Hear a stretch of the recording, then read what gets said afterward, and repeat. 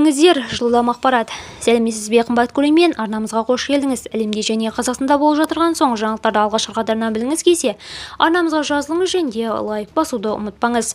Түркістан облысында қызғалдақ жұлған әйелге қылмыстық іс қозғалды. Түркістан облысы Ордабасы ауданында қызыл кітапқа енген қызғалдақты жұлған әйелге 339 бап бойынша қылмыстық іс қозғалды. Ордабасы ауданы Ұялыжар ауылдық округіндегі алқапта қызыл кітапқа енген қызғалдақты Шымкент қаласының тұрғыны жұлған. Бұл туралы Түркістан облысы полиция департаменті хабарлады. Түркістан облысында полицейлер Ордабасы ауданы Ұялыжар ауылдық округіндегі алқапта қызыл кітапқа енген қызғалдақтарды жұлған Шымкент қаласының тұрғынын анықтады.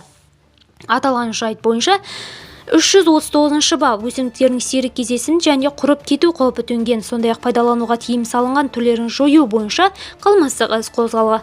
Қазір уақытта мән-жайды анықтау мақсатында арнайы тергеу жұмыстары жүргізілуде. Айыпталушыны қоғамдық жұмысқа тарту немесе 12 миллион теңгеге жоқ айыппұл төлеу мәселесін сот процесі шешеді. Видеомыз кеңінен таралу үшін лайк басып жақындарыңызға таратуды ұмытпаңыз. Бізді бақылауда жалғастырыңыз.